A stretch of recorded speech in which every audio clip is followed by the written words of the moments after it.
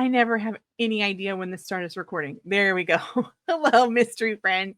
Come on in and get cozy. I'm Sarah Walday. If you're new here, I am the author of three different now mystery book series: the Honeypot Mystery Series, the Paranormal Penny Mystery Series, and the Massage and Murder Mystery Series.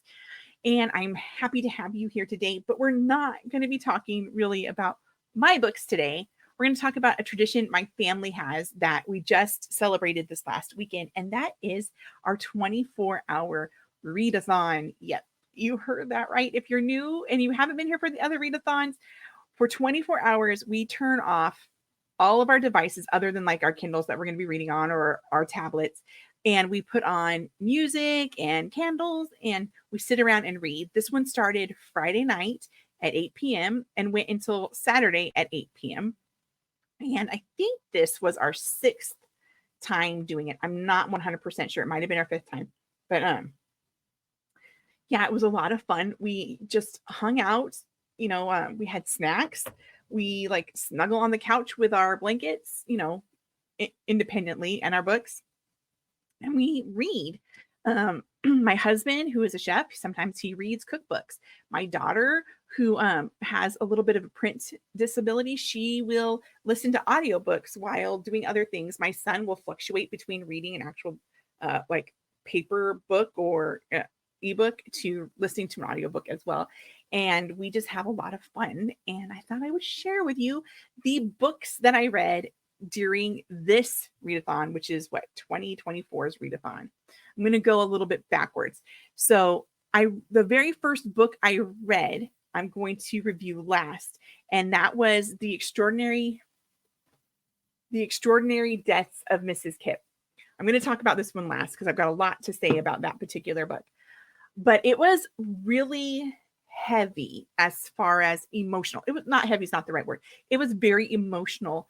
The writer did an excellent job of drawing me in and making me feel all the feels. And so when I was done with it, the other book I had on my list that I was going to read was going to be a heavy read as well. So I went on to a cozy mystery, and this is the cozy I chose. Let's see, it's all reflecting. A Bookshop to Die For by M.P. Black. It was super cute. It's book one of the Wonderland Books Cozy Mystery Series. It was super cute, a super quick read, lighthearted, funny, clean. I think it had like 2 swear words in it the whole time. Nothing steamy. It was really good. The mystery was fun. The premise was fun. The small town was memorable and exciting, and you could picture yourself there with the main character. At like one point, she's running into this bookshop, which was used to be owned by her mother, and into this little cozy nook that she used to hide in as a child and read. And it made you want to be her as a little kid. It made you instantly fall in love with the bookshop that she adores and see why she's fighting to keep it going and alive, and why she dives into this mystery with newfound friends. It was a really good book. I really highly recommend it. I don't remember. I think, let me see if I can figure out how much it was. I think I got it for 99 cents. Yeah, 99 cents. A great way to start a new series. And there's more. The next one I think is called A Theater to Die For, and I will be reading it because it was that much fun. It was just really relaxing, a good mystery, great characters, great little town that they live in. Something you can just, I think it took me like an hour and a half to read. It was really nice. A great book to follow, one that was really emotional. You can have fun with it, and it's not quite so, I don't want to say draining, but I don't know how to put this because I don't want to say it's not thought provoking, because it is. You get involved in a mystery, but it's not quite as, I don't know, overstimulating literature. I don't know how to describe it. I had a word and the word is gone, and it was just light, a light read, a fun light read, and that was a bookshop to Die For by M.P. Black. Then I went on to my heavier book, and that one's over here, and that is called Dangerous Beauty. Now, I heard about Dangerous Beauty from, I hope I don't get this wrong, Ponytails and Paperbacks. I think is the name of the YouTube channel on here, because I love watching booktubers who have good recommendations for stories. I got this book recommendation from her, and I also got this book recommendation for her. I will link to her channel in my description so you can go find her if you're looking for really good, clean, mostly Christian content. She's your girl. You'll want to listen to her. She does read-alongs and stuff online. So I picked out this book. And let me just tell you, page 1 sets you off on a dangerous adventure full of heavy content. It's clean so far. I haven't heard any language so far in the book at all, but it deals with a very heavy subject. It deals with trafficking and escaping those kinds of situations. And yeah, it's a very heavy book. So, because I had just finished reading this other book that gave me all the feels, and I had read this cozy, I thought, oh, I can totally dive into this one and be fine. It's a wonderful story. It's deeply intriguing. I will finish reading it, but I only got halfway through before I was just too emotionally tired to keep reading it. Now, that doesn't say anything about this particular book. That is actually a compliment, because you got to remember that I was up 24 hours. I believe I started this book at like 10 a.m. on Saturday after dozing off for maybe 3 hours. So I had been up most of Friday, then started reading at 8 p.m., dozed off for 3 hours or so, maybe 4 hours. And then this book came at like 10 a.m. So I had already been reading for over 14 hours, give or take a few, when I got to this book. So I was tired, and that made it a little bit harder for me to dive into emotionally. So when I'm doing a readathon, I do try to tackle either a nonfiction book, usually a scripture book or a devotional book first, or the heaviest book that I think I'm going to be reading first, because I get drained as I go along, and I need lighter things to read and things with a little bit of a faster pace and even a smaller word count or page count. So I got halfway through Dangerous Beauty by Melissa Colson. It's really good. I highly recommend it. I will get back to you when I finish it. That is Dangerous Beauty. That was good. So I had to change it up, but I didn't want to stop reading, because it was just, I think it was just after lunch when I put that one down. So I went on to another cozy on my tablet, and let's see if I can pull it up for you. This time I chose it by description, but I also chose it by literally page count, because I was so tired and I wanted to get back to reading Dangerous Beauty. I didn't want it to take the rest of my time. I am scrolling through the pages so I can show you the cover. Let's see if I can get to it first. I'm really not good with tablets. I don't read on them very often because I'm not good at navigating them. I touch the screen too many times. I'll turn the page too much. That's just me. It's a flaw. Let's see if I can get it to come up. Come on. I wanted to do this video live, but when I did my book launch live, we ran into all this interference. Yeah, tons of lag, tons of glitches, and I hated it. And I know that for me, if I'm going to watch a video and it has tons of glitches, I'm not going to finish the video. And so I do not, even if you are my biggest fan, I do not judge you if you did not watch that whole launch, because I tried to do it live. I love talking to you guys. I wish I could talk to you more often in chat and stuff, but I could not get it to work. I have some plans for how to get it to work next time. Okay, come on. Come on now. Let me just go to the first page. You can do that for me, can't you? Oh my goodness. But it was called Homicide at the Haunted House. And it keeps going forever slow. Thank you. There we go. There's the table of contents. That's how I'm going to get their cover. Beautiful. Okay. I'm going to go away now so I can see the cover. And that's the cover of that one by Beth Dollinger, I think it is. Dollner.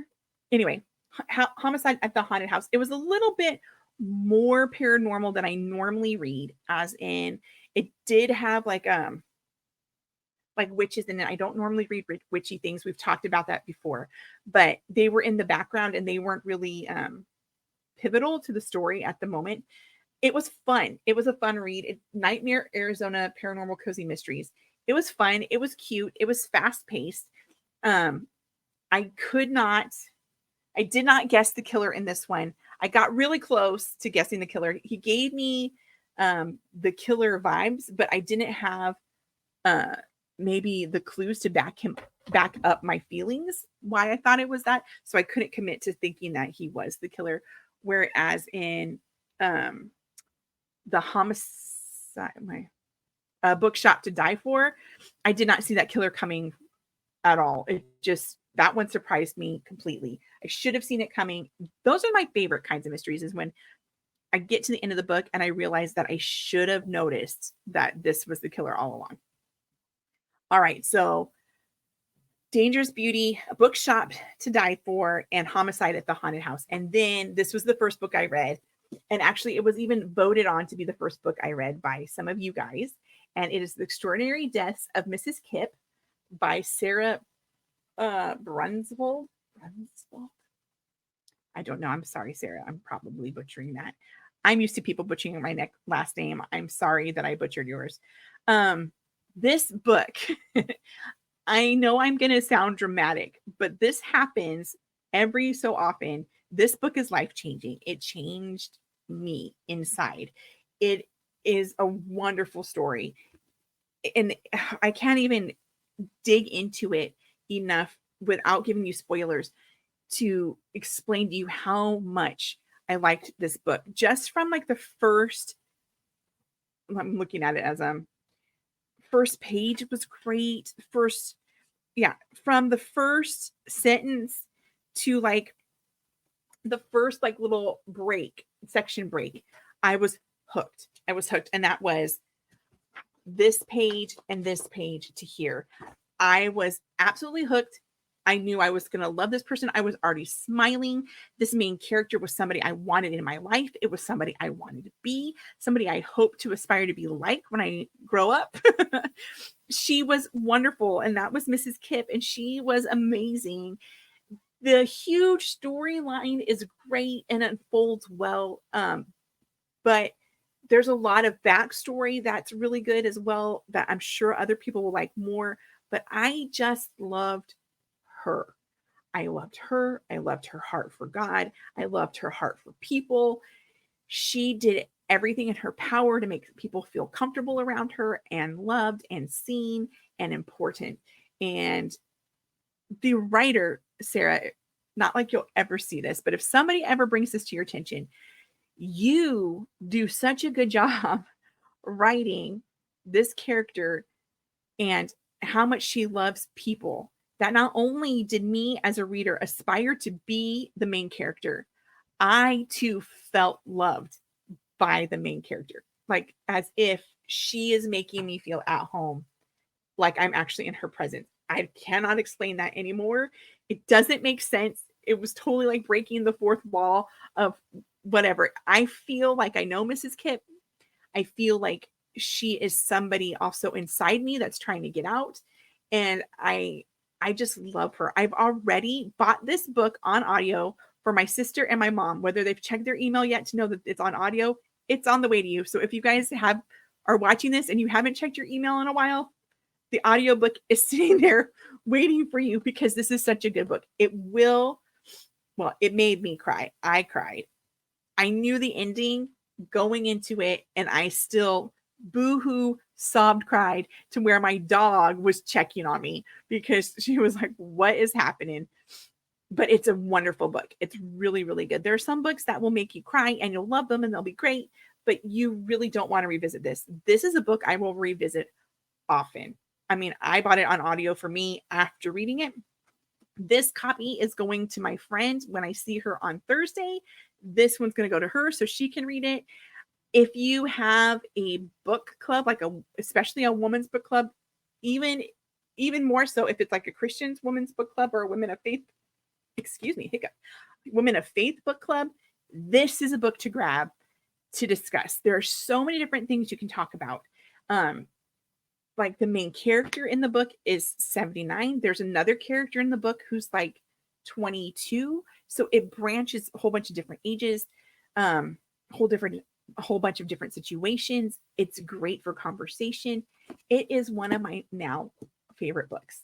It is one of my all-time favorite books now, and I am so happy to share it with you. If you read her, if you read Mrs. Kip, let me know. Talk to me. Tell me what you thought of her. Um,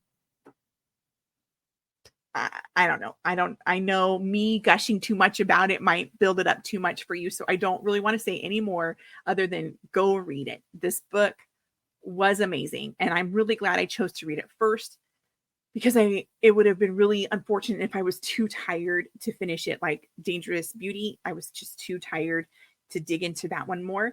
I did go back and touch on it some because I had time and I was reading it, but I just didn't get it done before the 24 hours was up. I will continue reading it. I will finish it. It just haven't had a moment so far since Friday. What is today? Tuesday. So yeah, because life is life. And I've got, a kid to get to work. I've got a kid to homeschool. I've got a family to love on, and I've got, books to write myself. So I will leave links to all of the books that I read on Readathon down in the description. I totally forgot to show you my really cool coffee cup that I got just for Readathon. It's super cute. I'll try to show it to you some other time because, yeah, my brain just totally blanked. I was so excited to share Mrs. Kip with you. Let me know if you read any of the books that I read. Let me know if you like them. And if by chance you've already read all 4 of those books and you're looking for something to read, I happen to know some books, especially if you get the ebook version. 3 of my books are on super massive sale at the time of this recording. Who knows how long they'll be on sale? Hands on Homicide, up there in the corner.